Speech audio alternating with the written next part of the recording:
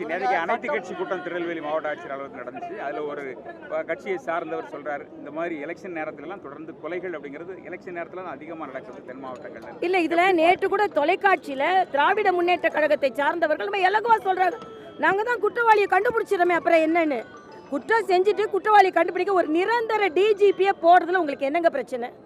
என்ன பிரச்சனைன்னு கேட்குற ஸ்டாலின் இதுக்கு பதில் சொல்லட்டும். நிரந்தர டிஜிபியை போடுறதுல உங்களுக்கு என்ன பிரச்சனை? தமிழ்நாடு முழுசும் குற்றம் கொலைகள் அதிகரித்து கொண்டு இருக்கிறது. அதனால் இன்னைக்கு அந்த ஆர்ப்பாட்டம் என்பது எங்கேனாலும் குழப்பம் ஏற்படுத்துவாங்க, பெண்களை வைத்து அவங்க குழப்பம் ஏற்படுத்துவாங்க. ஆனால் பெண்கள் எல்லோரும் அசைந்து கொடுக்க மாட்டார்கள். நிச்சயமாக மரியாதைக்குரிய பாரத பிரதமர் தமிழ்நாட்டின் மீது அக்கறை வைத்திருக்கார். தூத்துக்குடி ஏர்போர்ட், இவங்கெல்லாம் தமிழுக்கு பெயர் வைக்கிற முதலமைச்சர் சொல்கிறாரு, குழந்தைகளுக்கு தமிழில் பெயர் வைக்கணுமா? முதல் இவங்க வீட்டில் யாருக்கும் தமிழ் பேர் இல்லை, அவர் தமிழ் பேர் இல்லை. நாங்கள் தூத்துக்குடி ஏர்போர்ட்டுக்கே தமிழ் பேர் வச்சுக்கிட்டு இருக்கோங்க. நீங்கள் இப்போ தான் 5 முறை 6 முறை ஆட்சி செஞ்சு இப்போ தான் பெண்களுக்கு குழந்தைகளுக்கு தமிழ் பேர் வைங்கன்னு சொல்லிட்டு இருக்கோம்.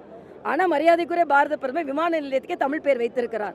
இதுதான் எங்களோட ஆட்சி, அதான் உங்களோட காட்சி. கனிமொழி கடந்த தேர்தலில் சொன்னாங்க, தமிழகத்தில் வந்து மதுவால இளம் விதவைகள் அதிகமாக இருக்காங்கன்னு சொன்னாங்க.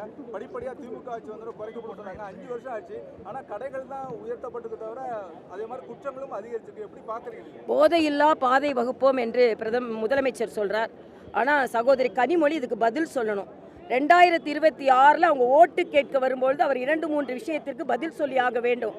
பெண்களுக்கு எதிரான வாக்குறுதிகளை அவங்க எதுவுமே நிறைவேற்றலை. 100 ரூபாய் கேஸுக்கு கொடுக்குறேன்னாங்க, அது கொடுக்கல. பெட்ரோல் டீசல் விலையை குறைப்பேன்னாங்க, குறைக்கலை.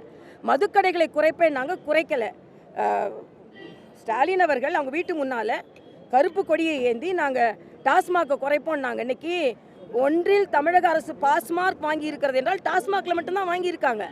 அதனால் இதற்கெல்லாம் பதிலடி 2026 கொடுக்கப்படும்.